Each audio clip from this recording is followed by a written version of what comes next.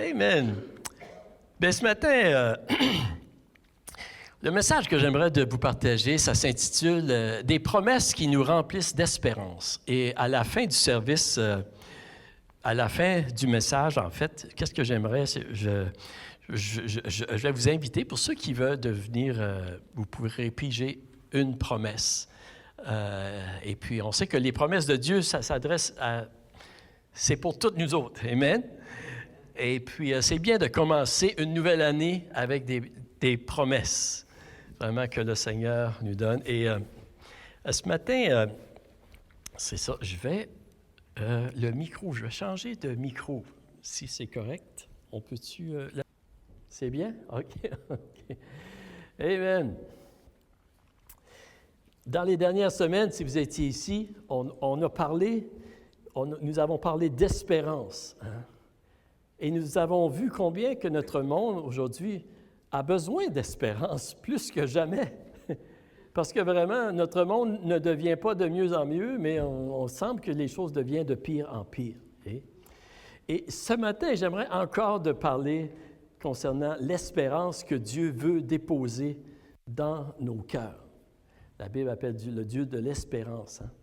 Et nous avons vu vraiment dans les dernières semaines, vous savez que comment est-ce que, lorsque nous regardons en fait à l'histoire et à la survie du peuple d'Israël à travers les siècles, hein, nous voyons la fidélité, nous voyons la souveraineté de Dieu sur le monde et nous savons même la fin de l'histoire et ça nous donne de l'espérance.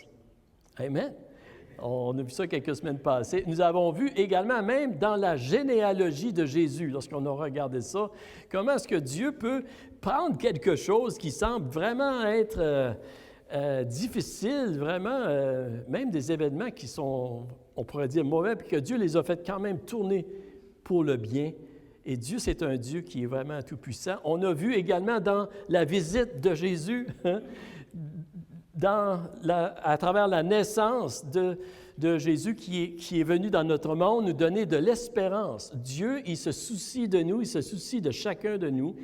Il nous connaît personnellement. Il est venu à Noël prendre un corps comme nous pour nous sauver. Et en plus, il nous offre un cadeau. Est-ce que vous vous rappelez du cadeau qu'il nous offre?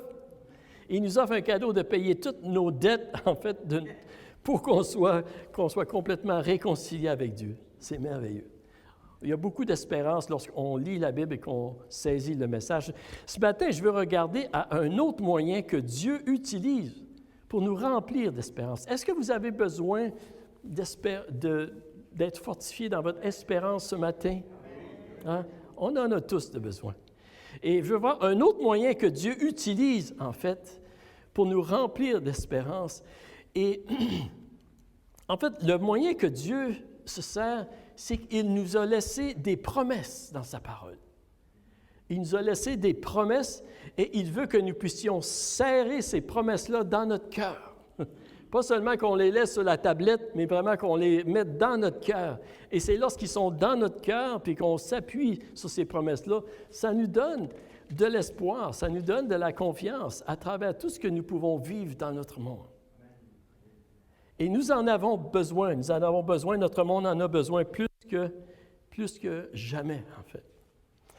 Et j'aimerais encore prier à ce temps-ci. Seigneur, je prie qu'à travers ce message, Seigneur, tu parles à nos cœurs, tu fortifies nos cœurs, tu nous remplis d'espérance, Seigneur.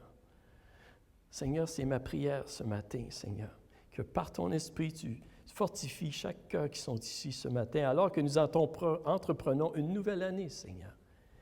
Que vraiment nous puissions savoir qui tu es, que tu es là, que ces promesses que nous allons voir ensemble, que tu peux les écrire sur notre cœur. C'est ma prière, puis je prie que tu m'aides à partager ce message comme tu veux que je le partage, pour ta gloire et ton honneur, Seigneur. C'est ma prière. Dans le nom de Jésus, je prie. Amen. Amen. Vous savez, on pourrait dire qu'entreprendre une nouvelle année, c'est un peu comme entreprendre un nouveau voyage. Hein? Et puis, je dirais, vous savez, c'est souvent et c'est presque toujours un peu inquiétant de commencer un voyage. Hein? Est-ce que nous allons avoir est-ce que j'ai assez de ceci? Est-ce que j'ai assez de cela? Est-ce que j'ai tout ce que j'ai besoin? Si ceci, ça arrive, si ceci, ça arrive, tu sais, des fois, c'est un peu inquiétant. Est-ce que ça vous arrive? Moi, quand hein? Mais il ne faut pas que nos inquiétudes, par exemple, nous paralysent. C'est important, parce que sinon, notre vie va être misérable, vous savez. Mais il faut que nos inquiétudes ou nos pensées nous amènent à la sagesse et à la prudence pour bien se préparer dans la mesure de notre possible. Amen? C'est comme ça qu'on devrait. Et il y a certaines choses qu'on peut prévenir, et il y a certaines choses, vous savez, qu'on ne peut pas prévenir. On n'a pas de contrôle dessus. Il y a une multitude de choses, hein, comme la météo, hein, c'est une des choses, des circonstances, parfois la santé, des accidents ou des choses comme ça. On ne peut pas vraiment avoir de contrôle sur ces choses-là. Et il y a beaucoup de choses dans la vie nous n'avons pas de contrôle. Mais qu'est-ce que Dieu nous dit de faire concernant les éléments dans la vie dont nous n'avons aucun contrôle? Qu'est-ce que Dieu nous dit de faire, en fait, alors que nous entreprenons une nouvelle année? Dieu nous dit, en fait, de lui faire confiance. Amen? De mettre notre confiance en lui et de s'en remettre à ses promesses, à s'appuyer sur ses promesses. Et ce matin, je voudrais voir avec vous, en fait, 3 promesses que la Bible nous donne, des promesses très importantes. En fait, notre espérance doit être fondée sur ces promesses-là. Sur ces promesses-là, alors que nous entreprenons soit un voyage, soit une nouvelle année ou quoi que ce soit dans notre vie, pour notre vie chrétienne, en fait, en tous. Et la première chose que je veux voir avec vous, c'est ceci, c'est que notre espérance doit être fondée sur la promesse de la présence de Dieu avec nous. C'est que Dieu a promis d'être avec nous. Il a promis d'être avec nous. Et c'est comme lorsque Dieu a dit à Josué d'aller conquérir la terre promise. Hein. Il y avait beaucoup de choses qui pouvaient s'inquiéter face à toutes les circonstances qui pouvaient arriver. Et Dieu lui a dit ceci, puis j'aimerais qu'on puisse le lire ensemble ce matin dans Josué 1. Dieu lui a dit, « Fortifie-toi et prends courage, car c'est toi qui mettras ce peuple en possession du pays que j'ai juré à leur père de leur donner. Fortifie-toi seulement et aie bon courage en agissant fidèlement selon toute la loi que Moïse, mon serviteur, t'a prescrite.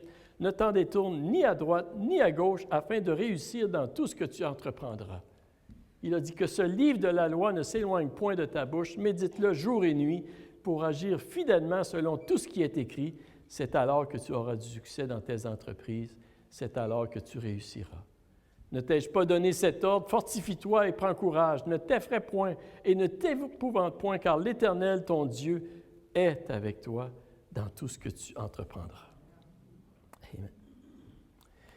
Ici, vous savez, Dieu a dit à Josué qu'il devait aller prendre la terre promise, hein, qu'il devait aller conquérir le peuple, diriger le peuple, prendre la place de Moïse. C'était tout un voyage, toute une tâche qui était devant lui avec plusieurs éléments vraiment qui pouvaient lui causer beaucoup de soucis, beaucoup d'inquiétudes. Mais Dieu lui dit, « Je suis avec toi. Je suis avec toi. » Et comme l'Éternel a promis d'être avec Josué, Jésus, il nous dit la même chose aussi aujourd'hui. Amen. Lorsque Jésus a quitté ses disciples, hein, dans Matthieu 28, on lit ceci, il dit, « Tout pouvoir m'a été donné dans le ciel et sur la terre. Allez, faites de toutes les nations des disciples, les baptisant au nom du Père, du Fils et du Saint-Esprit. Enseignez-leur à observer tout ce que je vous ai prescrit. Et voici, je suis avec vous tous les jours jusqu'à la fin du monde. » Et jusqu'à la fin du monde, c'est encore aujourd'hui. C'est encore aujourd'hui. Amen. Et en fait, c'est sa présence, c'est la promesse de sa présence vraiment qui peut nous donner, qui peut nous remplir d'espérance, qui peut nous donner cette sécurité-là. C'est comme, on pourrait dire, la présence d'un père avec son petit enfant. Tu sais. Souvent, ça lui enlève toutes ses inquiétudes. Hein? Il sait que son père est là. Tout va bien, il peut se coucher puis dormir en paix, tu sais, même s'il fait tempête. Mais Jésus, il nous demande aussi de lui faire confiance comme des petits-enfants. La Bible nous dit d'être comme un petit enfant, vraiment, de lui faire pleinement confiance. Et Jésus nous a promis qu'il ne nous laisserait pas orphelins. Et c'est pourquoi nous pouvons avoir cette espérance-là. Ce ne sont pas les circonstances faciles et aisées qui peuvent nous remplir d'espérance et de sécurité et de paix pour l'avenir, mais c'est la présence de notre Père céleste qui est plus grand que tout, qui connaît tout, qui sait tout et qui nous aime d'un amour éternel. C'est ça qui nous donne de l'espérance et ça devrait être notre fondation. On ne devrait pas rechercher notre sécurité et notre espérance ailleurs qu'en Jésus lui-même. Ça, c'est vraiment une assurance pour notre voyage. On prend des assurances pour le voyage, hein, des fois. C'est bien, mais Dieu nous offre vraiment une assurance complète. Et c'est ce que Dieu disait à Josué, c'est ce que Dieu nous dit encore aujourd'hui. Et il y avait plusieurs choses, comme je disais, que Josué il ne savait pas qu'est-ce qui s'en venait devant lui. Il ne devait pas s'inquiéter parce que Dieu était avec lui. Et ce que Dieu lui a dit, par exemple, Dieu lui a dit certaines choses. La seule chose dont il avait, on pourrait dire, de ce qu'il devait faire, que Dieu lui disait, fortifie-toi. Fortifie-toi seulement. Et bon courage. Il dit, agis fidèlement selon toute la loi de Moïse, selon la parole de Dieu. Ne t'en détourne pas ni à droite ni à gauche. Médite-la jour et nuit. Agis fidèlement selon tout ce qui est écrit, et c'est alors que tu auras du succès.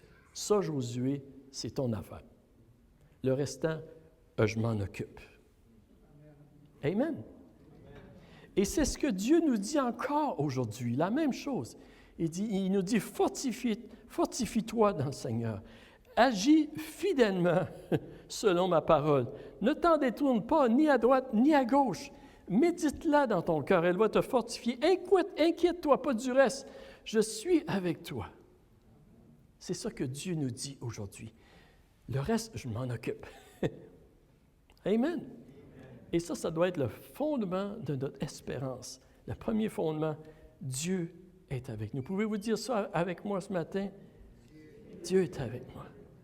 Amen. La deuxième chose, vous savez, la deuxième promesse que je veux voir avec vous ce matin, c'est celle-ci, c'est que notre espérance, en fait, elle doit être fondée sur la promesse que Dieu pourvoira à tous nos besoins. Dieu va pourvoir à tous nos besoins. Dieu a promis de le faire. Et j'aimerais de lire ce texte-là que vous connaissez bien, mais qui est vraiment un texte qu'on a besoin de serrer dans nos cœurs. Dans Matthieu 6, à partir du verset 25, c'est Jésus qui parle.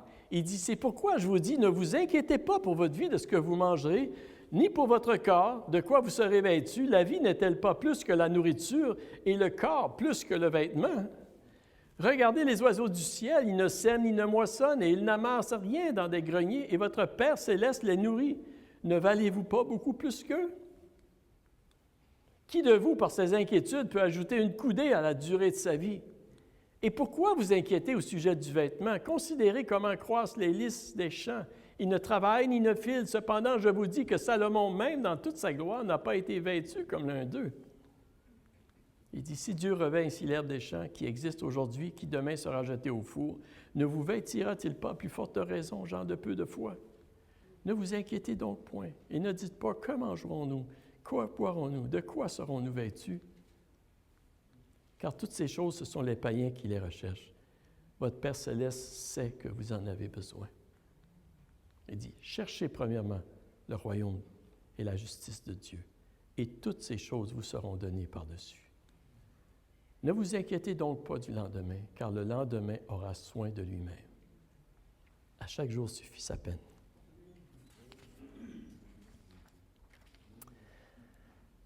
Et ça, c'est une bonne promesse. C'est Jésus qui parle, puis c'est vrai. Hein? Vous savez, la Bible nous exhorte souvent à ne pas nous inquiéter. Hein? Il y a quelqu'un qui a dit, puis on a entendu ça plusieurs fois, 365 fois. Une fois pour chaque jour. Tu nous dis, inquiète-toi pas. Inquiète-toi pas, je suis avec toi. Et vous savez, c'est humain de s'inquiéter. Si Jésus le dit plusieurs fois, c'est parce qu'on avait besoin d'en... C'est humain de s'inquiéter. Et je vous dis ceci, pour vous dire cela, ne soyez pas trop dur sur vous-même. savez, si vous avez certaines inquiétudes, ce n'est pas nécessairement un manque de foi, mais c'est humain. Ne soyez pas trop durs sur vous-même. Et il y a des personnes qui s'inquiètent pour certaines choses, puis d'autres qui s'inquiètent pour d'autres choses. C'est-tu pas vrai? Donc, ne soyons pas trop rapides à juger les autres qui s'inquiètent pour des choses que nous ne nous inquiétons pas. Soyons gracieux comme Dieu est gracieux avec nous. On est humain. Merci Seigneur qu'il nous aime comme on est. Jésus a dit à ses disciples plusieurs fois de ne pas s'inquiéter, de ne pas s'alarmer, de ne pas s'effrayer. Il leur a dit, même à la fin de son ministère, puis les disciples, ça faisait 3 ans qu'ils étaient avec Jésus. Ils avaient vu des miracles, ils avaient vu des guérisons, ils avaient vu la tempête qui s'était calmée lorsque Jésus a parlé. Ils avaient vu Jésus qui avait multiplié la nourriture. Ah, mais ils en avaient vu des choses. Puis Jésus leur dit encore de ne pas s'inquiéter. OK, c'est ça pour vous dire, c'est humain. Et Jésus, en fait, il les rassure. Hein? Il parle ici concernant les choses nécessaires de la vie, comme la nourriture et le vêtement et toutes ces choses. Et dans un autre endroit, il les rassure aussi concernant une place qu'il les prépare dans le royaume. Il dit que votre cœur ne se trouble point. Croyez en Dieu, croyez en moi. Je veux vous préparer une place. Vous savez, notre espérance et notre sécurité pour la provision de nos besoins doit être fondée sur les promesses de Dieu, sur la fidélité de Dieu, sur la capacité de Dieu, sur la souveraineté de Dieu qui est au-dessus de tout et sur l'amour de Dieu pour nous. C'est là que notre espérance doit être fondée si nous voulons vraiment avoir l'espérance que Dieu veut mettre dans notre cœur. Et notre espérance ne doit pas être, notre espoir ne doit pas être fondé sur nos circonstances économiques, sur nos économies, sur notre revenu, sur notre compte de banque. C'est pas, parce que ça peut monter puis ça peut baisser vite. Et il y a toutes sortes de choses qui peuvent arriver, même dans les circonstances socio-économiques et politiques que nous vivons aujourd'hui dans notre monde. Si notre espérance et notre confiance est basée sur ceci, ça peut s'effondrer rapidement. Et avec tout ce qui se passe dans notre monde, on ne sait pas. Et vous savez, au temps de Jésus, lorsque Jésus a dit ces paroles-là, vous savez, c'était pas facile non plus pour les gens. Il n'était pas... On pourrait même dire que c'était encore pire. Et Jésus, là, il fait cette promesse à ses disciples dans une époque qui était quand même très difficile. Il dit, je vais pourvoir à tous vos besoins. Dieu va pourvoir à tous vos besoins. Et Dieu nous dit la même chose aujourd'hui. Et notre confiance doit être en lui, qui est capable de le faire. Notre responsabilité, c'est de rechercher premièrement le royaume de Dieu. Amen. Rechercher premièrement le royaume de Dieu. C'est ça que Jésus, il disait à ses disciples, c'est ça qu'il nous dit aujourd'hui. Et voilà ce que nous pouvons et ce que nous devons faire. Et ceci, ça s'applique dans tous les domaines de notre vie. Nous avons des besoins physiques, oui, comme la nourriture, le vêtement, une demeure, peut-être un transport. Nous avons besoin, c'est des besoins qui sont légitimes. Nous avons ces besoins-là. Et qu'est-ce que Jésus nous dit lorsqu'il nous promet de pourvoir à ces besoins-là? Il nous dit de rechercher premièrement le royaume de Dieu et toutes ces choses. Rechercher le royaume de Dieu lorsque nous avons la santé, lorsque nous avons la capacité et les circonstances favorables. En fait, c'est de rechercher du travail ou de rechercher une éducation qui va nous permettre de travailler pour pouvoir à nos besoins en toute honnêteté. Est-ce que vous êtes avec moi? C'est ça. L'apôtre Paul, il en parle dans son épître aux 2 Thessaloniciens. Il encourage les gens de travailler paisiblement pour qu'ils puissent manger leur propre pain et chercher le royaume de Dieu lorsqu'on a la capacité, la santé. C'est ceci. Et nous avons aussi toutes sortes de besoins. Nous avons aussi des besoins familiaux. Nous avons besoin d'une famille qui nous entoure. Nous avons besoin des besoins sociaux. Nous avons besoin d'être enseignés. Nous avons besoin de protection. Nous avons besoin d'un certain encadrement. Et Dieu aussi, il promet de pourvoir à ces besoins-là. Et une des façons que Dieu, qu'il promet de pourvoir à ces besoins-là, c'est à travers la famille de Dieu aussi. Et chercher premièrement le royaume de Dieu, oui, c'est à travers la famille de Dieu que Dieu va pourvoir. Dieu pourvoit à travers son Église locale, à travers, il nous appelle. Et c'est un moyen, une façon, où ce que nous allons trouver l'amour, l'encouragement, la consolation, l'enseignement de la parole de Dieu, des soins pastoraux, parfois d'être corrigé, d'être ramené dans le bon chemin, parfois d'être protégé. Dieu pourvoit de cette façon-là. Êtes-vous avec moi? Vous savez, l'Église joue un grand rôle dans la provision de Dieu pour nos besoins, et parfois même physiques, lorsque nous traversons des moments difficiles. Amen. Je me souviens, quelques jours passés, il y a quelqu'un qui m'a dit que quelques années passées, lorsqu'il était ici, il y avait besoin d'aide. Il y avait un besoin d'aide financier, et l'Église a pu aider, et il a passé à travers ce moment difficile. Et l'Église, c'est là pour ça. Chercher le royaume de Dieu, premièrement, c'est de rechercher, c'est de ne pas abandonner notre assemblée.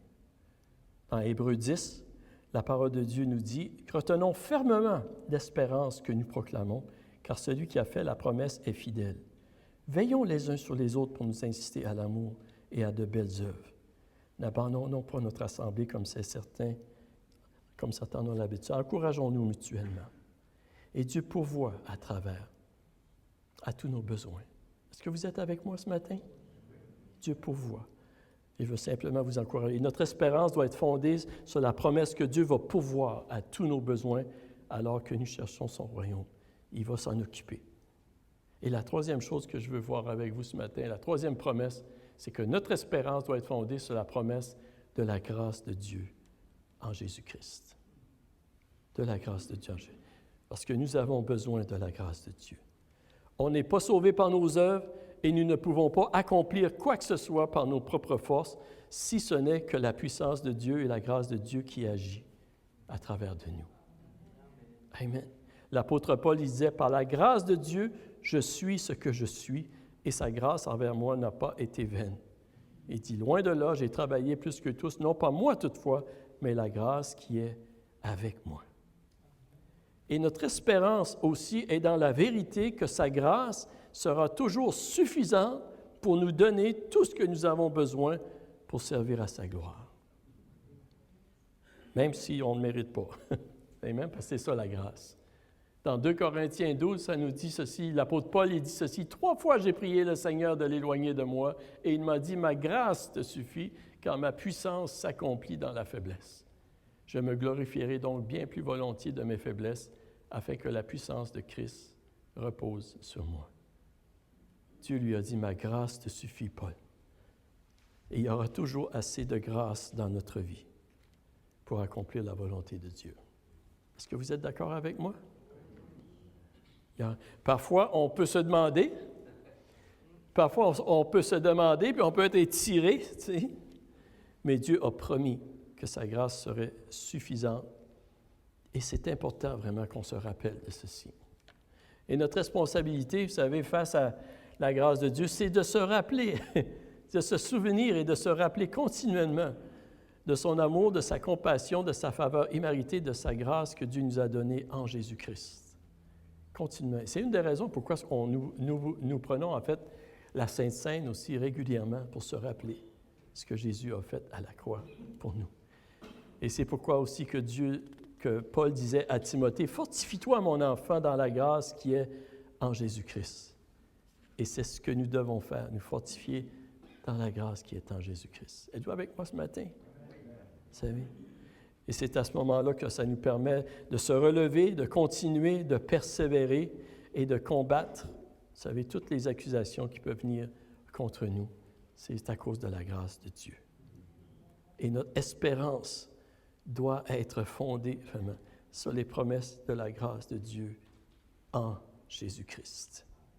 Et c'est de cette façon-là que nous puissions continuer d'avancer.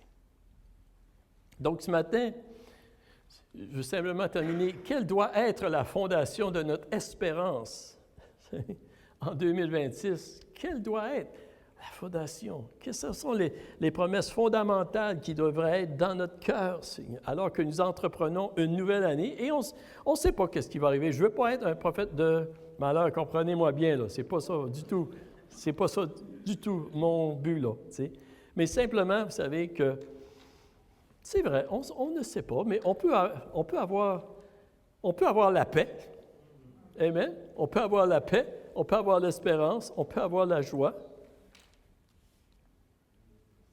Et notre espérance doit être fondée sur la présence de Dieu avec nous. Dieu a promis d'être avec nous, puis il sera toujours avec nous. Sur la promesse de la provision, Dieu va pouvoir. Et sur la promesse aussi de la grâce de Dieu en Jésus-Christ. En Jésus-Christ. Ça, c'est les promesses. Il y a quelqu'un qui a dit ceci. Il a dit, je vais le dire en anglais, en français, il dit « There are no hopeless situations, there are only people who have grown hopeless about them. » Il dit « Il n'y a pas de situation désespérée, seulement des personnes qui ont désespéré dans cette situation. » Et c'est vrai, vous savez. Et la Bible nous dit également, vous savez, qu'avec Dieu, tout est possible. Avec Dieu, tout est possible. C'est ce que la Bible nous dit. Et quel que soit le besoin que vous pouvez voir, quelle que soit la montagne qui est devant vous, quel que soit, il n'y a rien d'impossible à Dieu. Est-ce qu'il y a des situations dans votre vie? Est-ce qu'il y a des situations aujourd'hui dans votre vie où vous vous dites, « Wow, c'est presque impossible. » Ou que vous pensez que c'est impossible. Je vais mettre comme ça. Est-ce que ça vient dans vos pensées des fois d'avoir des idées? Ça, c'est... J'ai de la misère à dire. Ça, c'est impossible. Avez-vous déjà pensé comme ça, là? Oui. Qu'est-ce que la Bible dit? Rien n'est impossible à Dieu. Vous savez, en entreprenant 2026, il y a des situations, vous savez, il y a des situations qui ne sont pas faciles. Mais je sais que Dieu, c'est le Dieu de l'impossible. Et Dieu nous demande de croire.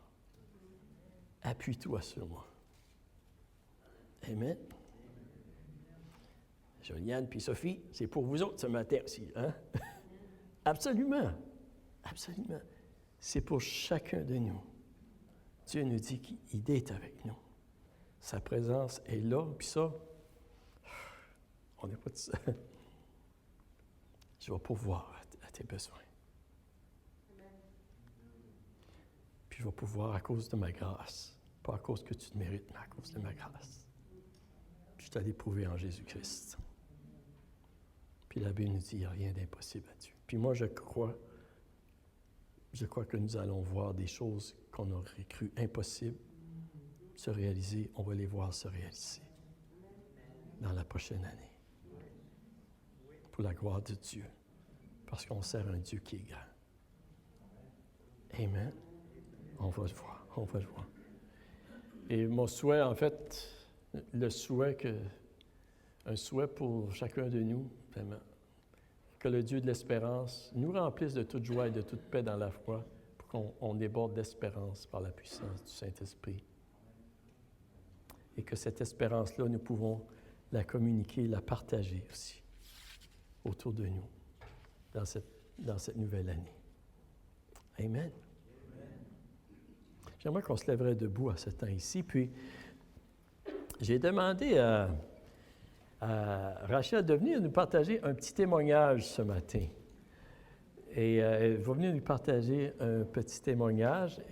Et ensuite, on va piger quelques promesses. On va distribuer, en fait, je pense qu'on en a assez pour tout le monde. Et puis, s'il y a des gens qui aimeraient de nous lire votre promesse, je vais vous permettre de la lire aussi. On va prier à cet ainsi. Seigneur, merci que tu es le Dieu de l'espérance, Seigneur. Merci que tu nous dis, Seigneur, de ne pas nous inquiéter, mais de te faire pleinement confiance, Seigneur. Et je prie, Seigneur, je prie que les promesses, Seigneur Dieu, que nous avons vues ce matin, puis les promesses que nous allons voir aussi ensemble, Seigneur, que tu puisses les rendre vivantes et puissantes à chacun de nos cœurs. Que ce ne soit pas seulement des belles promesses, mais qu'ils soient bien ancrés dans notre cœur, Seigneur. Qu'on puisse les méditer, Seigneur, qu'on puisse, oui, Seigneur, fonder notre vie en toi, Seigneur. Sur tes promesses, c'est ce que tu veux, Seigneur. Puis je te remercie, Seigneur. Je te remercie pour mes frères et mes sœurs ici ce matin, Seigneur. Pour ceux qui ne sont pas ici également, Seigneur. Et je prie, Seigneur, que ta grâce et ta bénédiction, ta faveur et ta paix, Seigneur, accompagnent abondamment chacun et chacune. Merci, Seigneur. On te rend grâce, on te rend gloire, Seigneur, parce que tu es un Dieu qui est fidèle, qui est bon et qui ne nous abandonne jamais. Merci, Dieu. Et c'est dans le nom de Jésus, Père, que je te demande ces choses. Amen. Amen. Vous pouvez vous asseoir. Je vais te demander, Rachel, si tu veux venir, puis je pense que le café même, pour ceux qui... le café il est en train de bouillir, là, de se préparer, mais on va prendre quelques minutes. Rachel a vécu quelque chose de spécial en 2025, puis... tiens.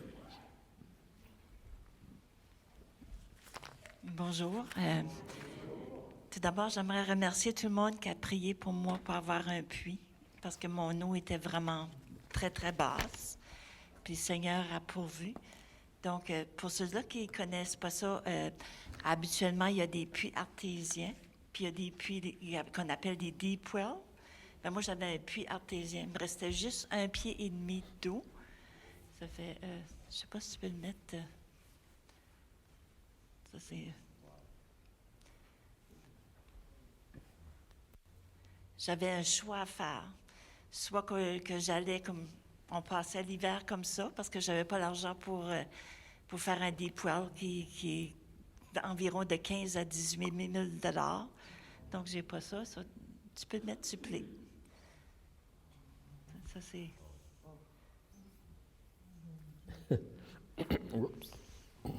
Où est-ce que c'est rouillé? C'est là où est-ce que j'avais de l'eau au début, au printemps. Puis là, la sécheresse, ça a descendu jusqu'à où est-ce que la pompe d'eau me restait 1,5 pied. Fait là, j'avais une décision à prendre. Soit que on disait, OK, on passe l'hiver comme ça, on fait ça, confiance au Seigneur, ou je vais creuser un puits. Fait, on a prié là-dessus. Puis, à un moment donné, comme 2-3 maisons plus haut, il y a quelqu'un qui a pris un excavateur. Donc, c'est juste comme un genre de petit tracteur. Puis après ça, il peut aller jusqu'à 22 pieds, creuser. Mais c'est pas garanti que tu vas avoir de l'eau. Ça fait, c'était, je prie pas, tu sais, comme... Puis, c'était vraiment difficile pour moi de choisir. Puis, ça me fait sourire parce que qu'est-ce que le pasteur Luc a parlé aujourd'hui? Mais c'est vraiment ça que j'ai fait. À un moment donné, on a décidé, on va aller voir comment ça coûte. Puis à un moment donné, je me disais, bien, Seigneur, faut-tu, donne-moi un signe, quelque chose qu'il faut que je le fasse ou pas? Ça fait, j'ai été voir juste sur Google, puis ça disait, Dieu a un plan que toute chose concourt au bien pour ceux qui l'aiment, même si les détails ne sont pas connus. La foi n'est pas l'absence du doute, mais plutôt la capacité d'avancer malgré l'incertitude, en faisant confiance à l'amour de Dieu et à la guidance de Dieu. Donc, c'est ça qui est arrivé. Ça fait là, on a monté. Là, tout le long, je priais. Je disais, ben, Seigneur, si tu veux que je le fasse, il faut que tu me donnes un signe. Tu sais, puis là, il disait, là, je continue à prier. On arrivait là, mon mari parlait avec la madame, a dit, on a une place demain. Sinon, on s'en va dans le bois. Je pensais, OK, Seigneur, si tu veux que c'est ça que tu fasses, c'est ça qui va arriver. Là, mon mari dit, j'ai besoin d'un plombier. Elle dit, connaissez-vous un plombier? Je dis, non, je ne connais pas de plombier. Elle dit, ben je connais 3 plombiers. Ça fait, à l'appel, le premier, ça ne répondait pas. Le deuxième était beaucoup occupé parce que juste alentour de chez nous, il y avait 20 maisons qui avaient manqué d'eau, puis il y en avait ailleurs. Le troisième, à l'appel, le monsieur il dit, oui, je vais y aller, j'ai une job demain, mais demain, je vais canceller, puis je vais venir. Ça fait, là, j'ai continué comme ça. J'ai dit, OK. Elle dit, il y a un tuyau, ça coûte 1 500 $ pour faire des trous. Elle dit, je vais appeler sur Eddie. Eddie dit, il y en a juste 2. Elle dit, OK, on va le prendre. Le monsieur rappelle, elle dit, on ne pourra pas le délivrer aujourd'hui, il va être juste délivré le lendemain. OK. Seigneur, c'est toi qui s'arrange avec tout ça. Ça fait, j'appelle mon mari, j'ai dit, il viendra juste demain. Il dit, pas besoin, il dit, ils viennent de le délivrer. Ça fait, je dis, OK. Ça fait le lendemain, ça fait, ils sont venus creuser. Puis là, c'est ça, c'est comme, ils ont jusqu'à 22 pieds. Moi, j'avais de l'eau à 13 pieds. À 12 pieds, je n'avais pas d'eau, c'était bien sec. 13 pieds, c'était bien, bien, bien sec. Pas d'eau. 14 pieds, pas d'eau. J'ai dit, Seigneur, là, je me suis assez lamentée, là. J'ai dit, je vais dire merci, Seigneur, pour l'eau que je vais avoir. Tu vas me donner une fontaine d'eau, Seigneur. Tu vas me donner une fontaine d'eau, j'ai besoin d'eau. Tu vas prendre, puis c'est ça qui me fait rire, parce que tu prends soin des petits oiseaux, tu vas prendre soin de moi. Ça fait, arrivé à 15 pieds, je commence à avoir de la vase. À 16 pieds, il y avait tellement d'eau que quand ils sont arrivés pour mettre un gros tuyau qui est 30 pouces, 24 pieds d'eau, 24 pieds de haut, qu'est-ce qui est arrivé, c'est qu'habituellement, ça prend 2 hommes qui le tiennent avec le bateau, puis il le tient là. Mais il y avait tellement d'eau que ça flottait. Ça ne tenait pas. Ça fait là, j'ai pensé, OK. Là, ils ont fait venir un bateau de Nigado. Je pense, oh, ça va me coûter encore plus cher. Comme... Après ça, ils ont fait venir un autre voyage de Gravois pour que ça tienne. Là, j'ai eu de l'eau. J'ai de l'eau pour 6 pieds et demi. D'eau que ça continue, ça fournit. Ensuite, ça est venu pour payer. Quand c'est venu, ça, c'est le puits, là. On a 6 pieds et demi d'eau.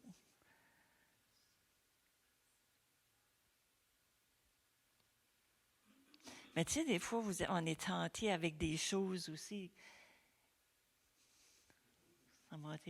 Ça, c'est toute l'eau que j'ai, là.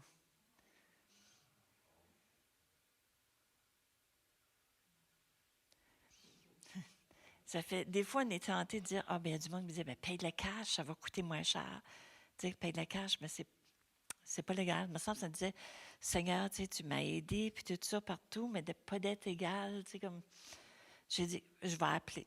J'appelle la madame, j'ai dit, comment ça va coûter? As-tu fait le prix? Elle a dit, j'ai obligé de charger les taxes. Tu sais, puis c'est ça que le monde me disait, tu peux sauver les taxes.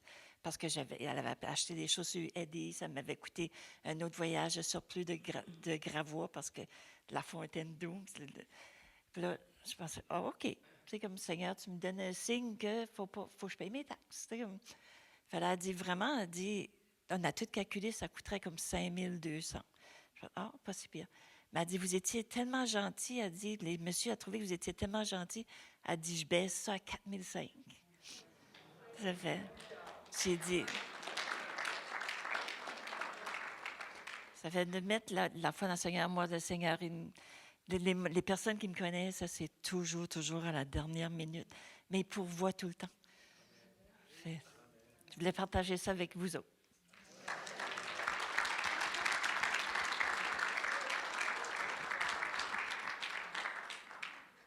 Amen. Bien, merci beaucoup, Rachel. Hein? Le Seigneur pourvoit pour tous les besoins. Hein? Écoutez, j'aurais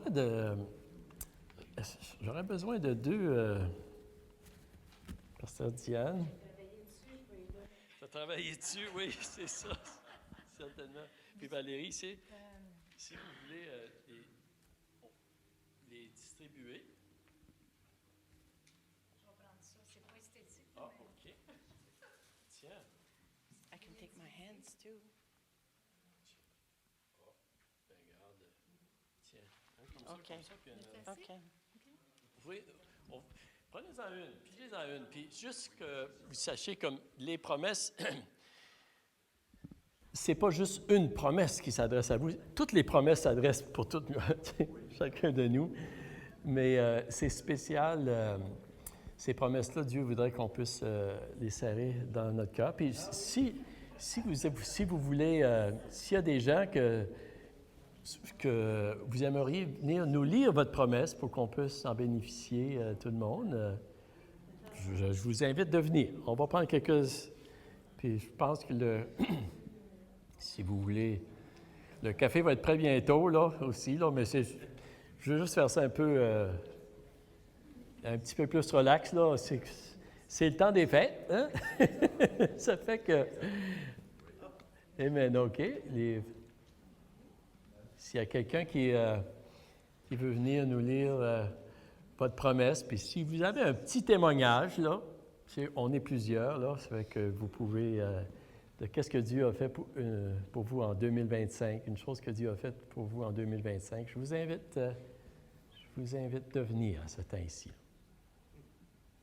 On n'est pas tous en même temps, là.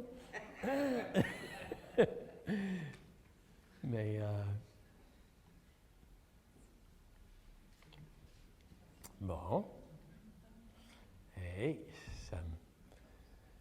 vous êtes tranquille? Vous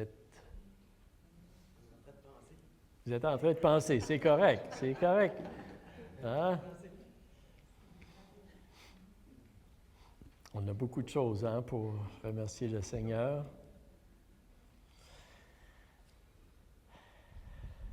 Moi, écoutez, OK, je vais commencer. Je vais remercier le Seigneur. Notre fille Laura, notre plus vieille fille, elle a eu un petit garçon 9 ans passés. Et ça faisait 9 ans qu'elle essayait d'avoir un nouveau bébé. Et puis, elle a gardé toutes ses affaires de bébé, même après 9 ans. Tu sais, elle avait espoir qu'un jour, que le Seigneur allait permettre qu'elle se devienne enceinte encore. Et en 2025, elle est enceinte. Elle est enceinte de maintenant 4 mois, là. C'est ça, et on a même vu une photo sur l'échographie du petit bébé. 9 ans plus tard, le Seigneur a permis je vous dis, c'est un miracle. C'est la grâce de Dieu, puis on se réjouit. Puis au mois de mai, justement, là, c'est ça, sa date est au mois de mai. Et Valérie a déjà acheté son billet d'avion pour aller là, pour l'aider avec le bébé. Merci. Puis en fait, moi aussi, après. Et on bénit vraiment le Seigneur. C'est une grande bénédiction. Amen. OK.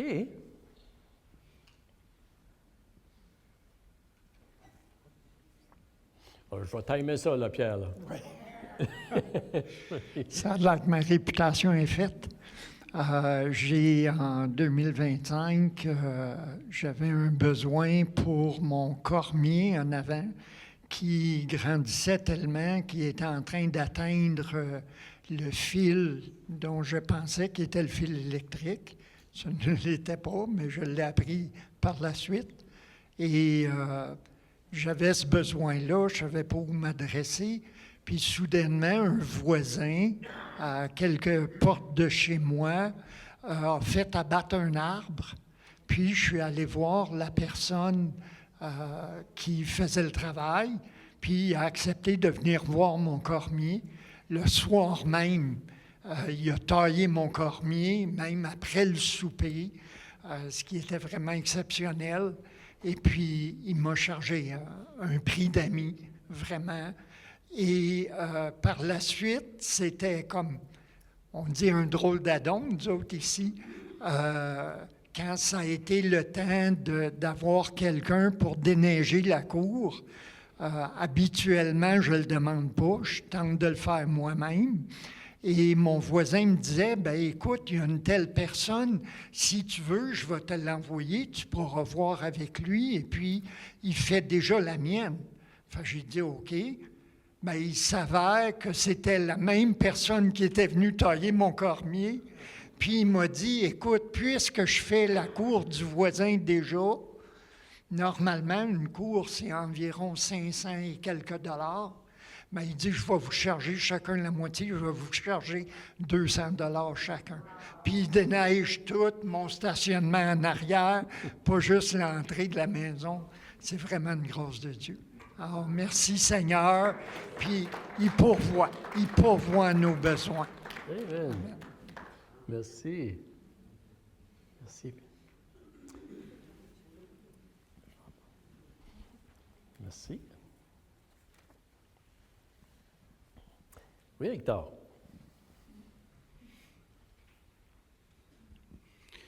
Bonjour tout le monde. Moi, je suis la preuve vivante. Oui? Si vous voulez, vous pouvez. Ah, je vais dire ça avant. Lis ta promesse. Okay. C'est Dieu est pour nous, qui sera contre nous? Lui qui n'a point épargné son propre Fils, mais qui l'a livré pour nous tous, comment ne nous donnera-t-il pas aussi toutes choses avec lui? Ça c'est le mien. Lui, un livre, je ne le lirai pas. Je vais y dire. Moi, j'ai une preuve vivante que le Seigneur pourvoit pour nous autres, parce que il y a à peu près 2-3 ans passés, on travaillait à Montpellier, on faisait des bons salaires, on rentrait un salaire pour vivre, on rentrait à peu près 5 000 $ par mois à peu près. On vivait avec ça.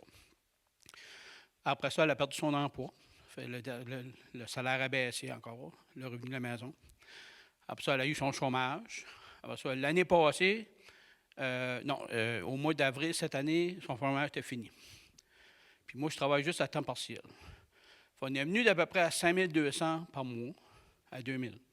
Je fais juste à peu près 500 pièces par semaine au magasin. Puis croiriez-vous qu'on n'a rien manqué? On n'a presque pas changé aucune indemnité qu'on avait. On donne à l'Église, on fait ce qu'on peut, puis le Seigneur nous donne tout ce qu'on a besoin. À 500 pièces par semaine.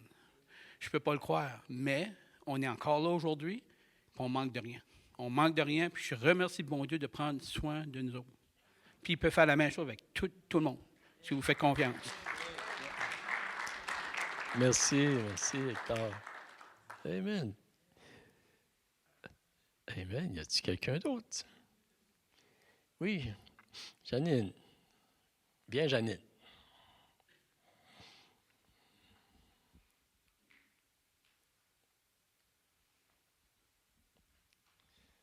Lire ta promesse. Bonjour. Ma promesse, c'est « Écoute mon fils et reçois mes paroles. Ainsi les années de ta vie seront nombreuses. Je t'ai enseigné la voie de la sagesse. Je t'ai conduit sur la route de la droiture. Tu marches, tu ne seras pas gêné, et si tu cours, tu ne trébucheras pas. » Merci Seigneur. Cette année, ça fait deux ans que j'essaye d'avoir un bon prix pour refaire la couverture de ma maison.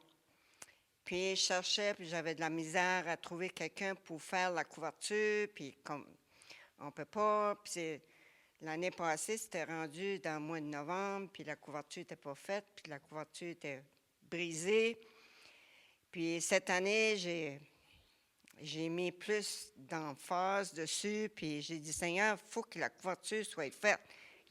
Ça ne passe pas l'année, j'ai dit, avant que ça soit fait. En tous les cas, quand c'est arrivé le temps des élections fédérales, ils m'ont appelé. J'ai dit, si que je vote pour toi, il y a une chose que je veux que ça soit fait, que ma couverture soit faite. OK. Ça restait comme ça. Après que ça était tout fini, ils m'ont rappelé. Puis c'est ça, ils ont mis un emphase là-dessus. Puis j'ai dit, Seigneur, je ne veux pas avoir une couverture avec du bardeau. Je veux avoir une couverture en métal. J'ai dit, parce que avec les gros vents, j'ai dit, les couvertures, ça défait tout. Puis comme je connais un peu comme la charpente, comment ça marche, puis j'ai dit, avec les nouveaux choses, les guns qu'il y a, là, j'ai dit, ça ne tient pas pantoute. J'ai dit, c'est pas bon. J'ai dit, je ne veux pas avoir ça. En tous les cas, comme j'ai eu un gars pour faire la couverture, puis j'ai dit, je vais avoir une couverture en métal, puis je sais que ça coûte vraiment cher, une couverture en métal. Ça fait qu'il est venu faire évaluer, puis ça fait, il est rentré de nouveau, puis il dit, OK, c'est ça. Il rentre de nouveau et dit, je vais te faire un vrai bon prix. J'ai dit, vraiment? J'ai dit, il faut que ça soit vraiment bon. Seigneur, j'ai dit, il faut que ça soit bon. Ça fait que ça m'a coûté 4 170 pour une couverture en métal. Ça fait que je remercie Seigneur pour avoir pourvu pour ça, parce que une couverture en métal, ça m'aurait coûté peut-être comme 9 000 $. Puis, ça fait que je l'ai eu plus qu'à moitié prix. So, merci Seigneur. Merci, Janine. Je pense qu'on est bon pour une couple d'autres encore, là. Si... OK. OK.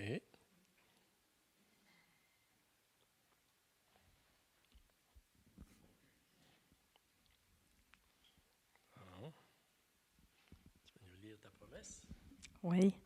Oui, la promesse, c'est super parce que sur mon Facebook, j'ai marqué « Celui qui se confie en l'Éternel renouvelle ses forces ». Ça fait des années que c'est dessus. Puis aujourd'hui, il marque « Celui qui discerne la parole trouve le bonheur et celui qui se confie en l'Éternel est heureux ». Donc ça vient bien. Puis, bonjour, ça fait longtemps que je ne suis pas venue en avant ici. Je suis contente de vous voir, même ceux qui ne me connaissent pas, puis ceux que je connais. OK, c'est ça. En 2025, je remercie Seigneur parce que j'ai manqué une journée d'ouvrage par rapport à... C'était pas par rapport à la maladie, mais c'est que je ne pouvais plus plier mon genou du tout.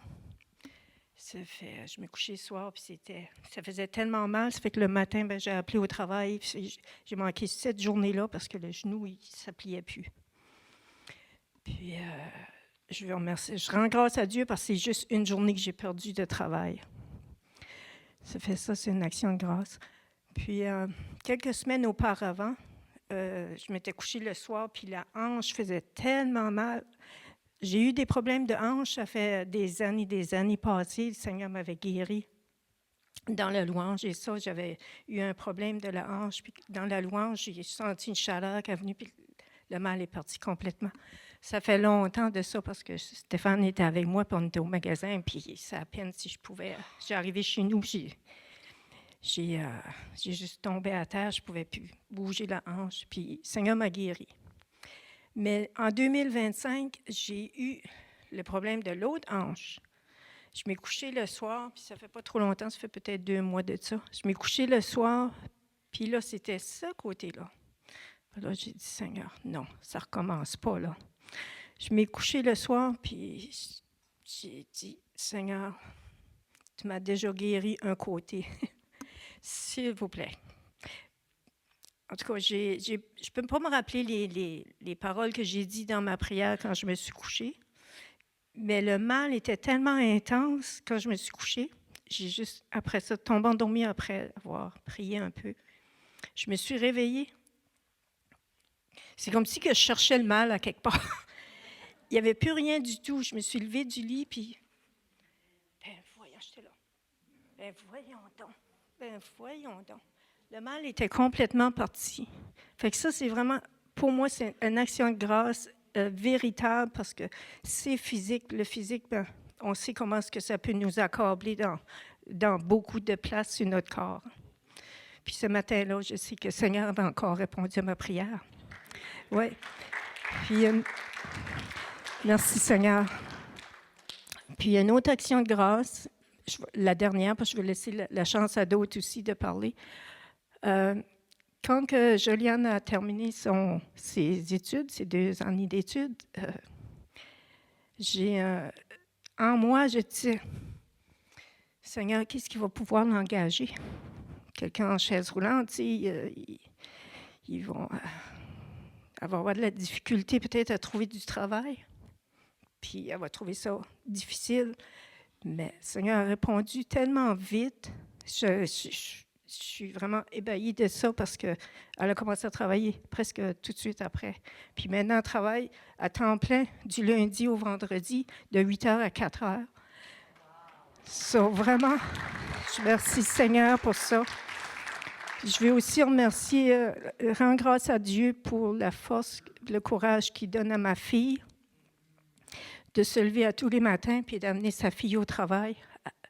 Elle se lève, elle s'en va au travail, elle amène Joliane au travail, elle retourne à la maison, elle se prépare, elle s'en va travailler, à servir dans un restaurant pour quelques heures. Elle retourne chez elle, elle se prépare encore, elle va chercher Joliane tous les jours au travail. Puis, elle n'a jamais manqué. C'est le courage puis la force que le Seigneur leur donne. Ça me dépasse. Je remercie Seigneur pour ça, je rends grâce. Parce qu'elle a un bon travail, puis les gens sont bons autour d'elle, puis elle est bien entourée. Gloire à Dieu. Puis, depuis que Joliane est en chaise roulante, j'ai toujours dit dans mon cœur, jamais, jamais, jamais je ne croirai pas dans les miracles. Je sais qu'un jour, Dieu va permettre, en son temps, mais je sais que les miracles, ça existe encore, puis je le répète souvent au travail. À mon travail, je travaille avec 35 résidents, puis je sais que les miracles, ça existe. Parce qu'il y en a fait avec moi. Puis ça, je ne sais pas, Seigneur, s'il faut que je le dise, mais c'est que j'ai rêvé quelques jours passés. Puis c'est comme si c'était moi ou quelqu'un d'autre. Dieu seul sait. Mais dans mon rêve, j'ai vu quelqu'un dans une chaise roulante, fâché, puis se lever, puis marcher. Je ne sais pas si c'est quelque chose que je devais partager parce que les rêves, ça peut être souvent trompeur. Des fois, il y a des rêves qui viennent de Dieu, puis il y a des fois des rêves que ça vient juste de ce qu'on vit, de ce qu'on pense, de ce qu'on veut, de ce qu'on a vu dans le jour. Ça peut être n'importe quoi. Mais moi, je croirais toujours jusqu'à mon dernier souffle que les miracles, ça existe. J'en ai vu dans ma vie, puis on en voit partout. Je rends grâce à Dieu pour être ici aussi ce matin, parce que j'ai décidé ce matin de venir. Fait que c'est ça. Je vais laisser quelqu'un d'autre parler. Amen. Merci, Diane. OK.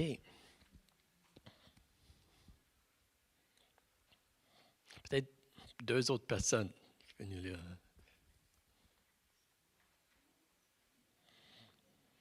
Wow.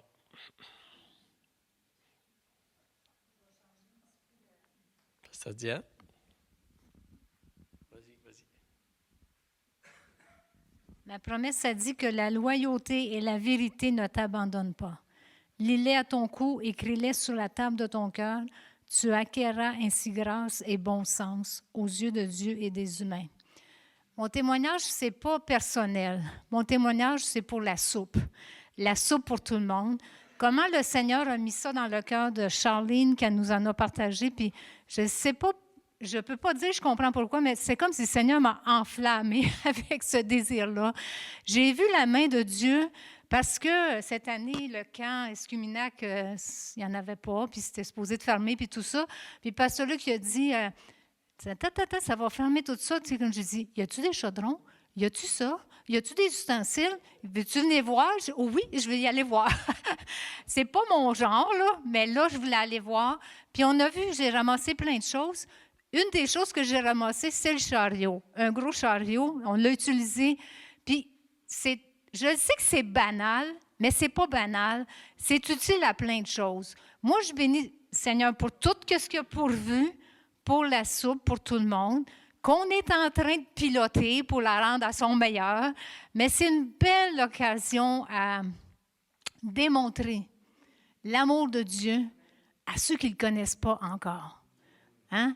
Puis on a marché aussi cette année, il a fait plein de choses, l'année c'est toujours rempli de toutes sortes de choses, mais je me rappelle qu'on a marché pour le spectacle de Noël, le spectacle d'été qu'il y a eu en juin. Puis on a marché dans les rues, qui se rappelle d'avoir marché dans les rues de Bathurst? Et ça a bien marché dans les rues de Bathurst pour je ne sais pas combien de semaines, 6 semaines à peu près. Après ça, on a décidé qu'on va marcher dans les rues de Beresford. Ben là, c'était un peu plus ardu, un peu plus difficile, mais je comprends pourquoi. Parce qu'il y a une bataille pour les personnes dans notre coin qui ont besoin que leurs oreilles entendent parler de Jésus. J'ai compris que la bataille, elle est vraie.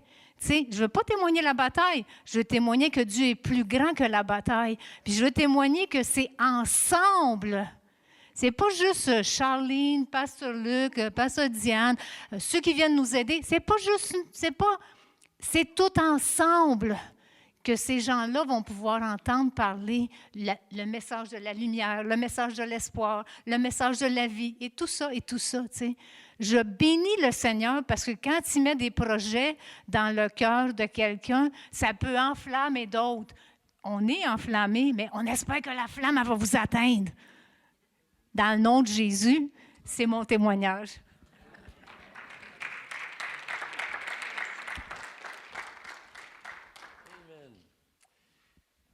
Bien, écoutez, je pense que on pourrait continuer longtemps. Vous êtes vraiment tranquille aujourd'hui. Je pensais là, que j'allais avoir vraiment de la difficulté. Mais, amen. Bien, écoutez, on va prier ensemble, puis on veut prendre une collation. Magloire, viens, Magloire. Je vais te demander de prier, Magloire. On veut te souhaiter une bonne année au Collège biblique, Magloire, aussi. Est-ce qu'on peut se lever debout ensemble? Tiens. Tu peux lire ta promesse si tu veux. J'en ai reçu 5. Et j'en ai reçu une pour moi et le pasteur Diane m'a dit de prendre aussi pour Myriam et les filles qui ne sont pas là, qui sont absentes. Et il y a une promesse qui était collée contre une autre. Et parmi toutes les promesses, ça parle de la sagesse. Donc, je bénis les Seigneurs pour ça. J'ai béni les Seigneurs pour ça. Et l'année qui vient de s'achever pour moi et ma famille, nous avons connu des vallées, des montagnes. Mais Dieu ne nous a pas laissé tomber. Et on bénit les Seigneurs pour ça. Et ce matin encore, je vais rendre grâce à Dieu pour ce qu'il a fait. Et je sais qu'il le fera pour chacun de nous ici présents. Amen. Nous allons prier. Père, nous te disons merci pour tous tes bienfaits. Pour cette année qui s'achève, il reste quelques jours.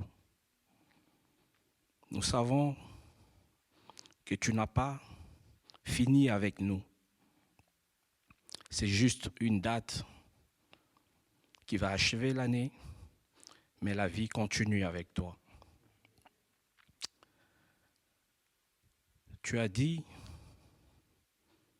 que tu ne nous délaisseras point, que tu ne nous abandonneras point. Merci encore pour ce matin, pour les promesses que nous avons reçues. Ces promesses qui nous donnent de l'espoir. Ces promesses qui nous gardent en vie. Ces promesses qui nous donnent la force de continuer à marcher avec toi jusqu'au jour où tu reviendras nous chercher. Nous sommes là, Seigneur notre Dieu, nous attendons parce que notre Père nous a dit d'attendre. Notre Père nous a dit de ne pas promener les regards inquiets. Notre Père nous a dit de nous inquiéter de rien. Voilà pourquoi nous continuons à espérer. Et nous voulons garder cet espoir, Seigneur notre Dieu. Continuer à marcher avec toi. Continuer à espérer en toi. La Bible dit, « Autant la pluie ne retourne sans avoir arrosé, telle est ta parole, qui ne retourne sans avoir accompli ce à quoi il était sorti. Lorsque tu dis une chose, ça s'accomplit. Tu as dit que tu demanderas la bénédiction de nous suivre. Oui, Seigneur, nous croyons à ta parole. Merci, Seigneur, notre Dieu, pour la vie de chacun de nous ici présents. Merci, Seigneur, notre Dieu. Toi qui as dit à Paul, ma grâce t'est suffit. Malgré sa déformation, il t'a servi comme personne ne l'avait fait auparavant. Il a cru en toi, Seigneur, notre Dieu, tel que nous, ce matin, nous croyons en toi, Seigneur. Oui, merci pour ta grâce. Merci pour ta miséricorde. Merci pour ton amour, cet amour que tu continues à répandre dans nos cœurs. Cet amour qui ne cesse de grandir. Merci, Seigneur, notre Dieu. Merci pour cette nouvelle année qui va commencer. Seigneur, tu nous précèdes, Seigneur, notre Dieu. Tu nous précèdes en cette année, ô éternel Dieu des armées. Les difficultés, les problèmes, les maladies sont vaincus au nom de Jésus. Parce que toi, tu nous donnes la force. Et nous croyons en cela, au nom de Jésus. Amen.